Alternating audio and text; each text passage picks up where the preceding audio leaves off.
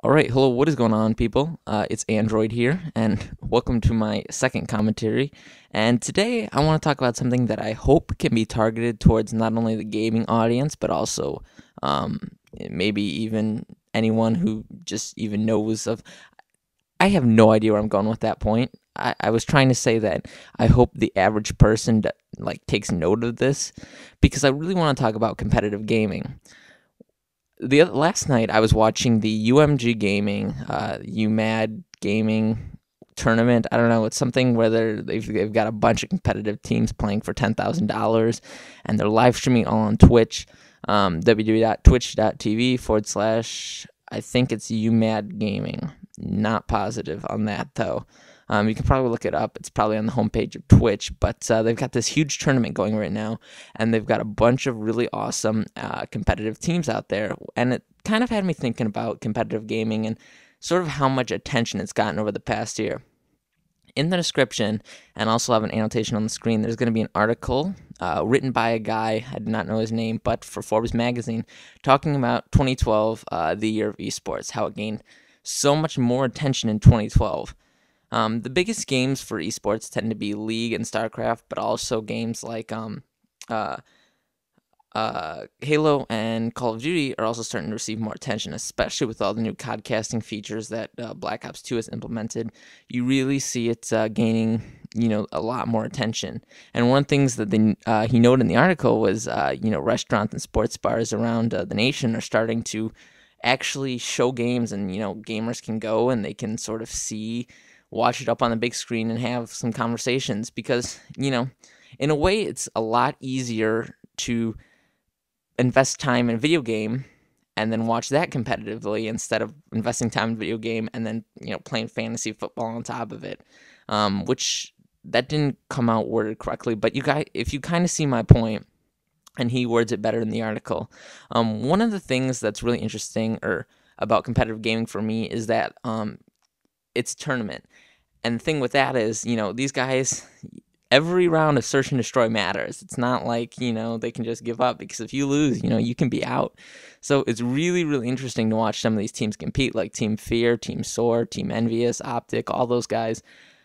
That's for Call of Duty. I'm not the biggest League fan, but it's neither here nor there.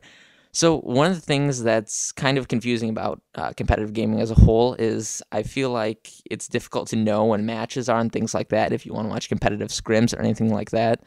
What I recommend doing if you're interested in that is first off, make a www.twitch.tv account and follow MLG on there or UMG Gaming, a bunch of those channels where they're doing competitive stuff because if you're regular on Twitch, you'll see when they're live streaming and you can watch these competitive games. The biggest one, though, is if you have a Twitter or Facebook, I recommend following either MLG, UMG Gaming, or Machinima Versus. That's one I follow. They always tweet out when competitive games are going on. They always are, up to date on what's going on with rosters, tournaments, anything like that. And if you're interested in getting involved, those are great segues if you're looking for, when tournaments are, if you're looking for ways to get involved, if you're looking for even people who, if you're looking for a way, seeing how other people kind of got started in competitive gaming. I have a really interesting time watching it because I'm not the greatest Call of Duty gamer. I'm not the greatest gamer in general, but it's really awesome to kind of root for these guys and, see something that, we kind of play on a leisure level and something I do in my free time, as a very competitive basis. And especially if you're playing for $10,000 because, that's a big deal. So it is a lot of fun watching it. I believe if this video is being uploaded today, the tournament I spoke about, the UMG tournament, is still going on. I'm not sure if they're still doing winner's bracket or not. They had two brackets going on. I was only really following the winner's bracket because, to be honest, I'm not that interested in the loser's bracket.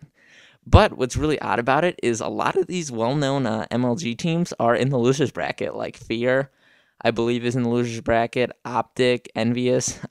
So it's quite interesting to kind of, see how these new upcoming teams sort of getting their hands dirty in the competitive gaming scene, and it's just really interesting. I especially think the new Black Ops 2 features have really helped make competitive Call of Duty something that's really, really interesting to watch. And there's a lot of other games. I hate to just center it towards Call of Duty, but if you're interested in League, if you're interested in StarCraft or even Halo, um, there's always competitive scrims going on. So I recommend making a Twitter, following those competitive gaming, like I said, Machinima versus MLG, a bunch of other ones where you can really sort of keep up to date on that. So that's really all I want to talk about today. Like I said, the link to the esports article is in the description for Forbes magazine. So that's all I really want to talk about today. I will hopefully have some more commentaries up in a little bit. All right, I'll see you guys later. I'm out. Peace.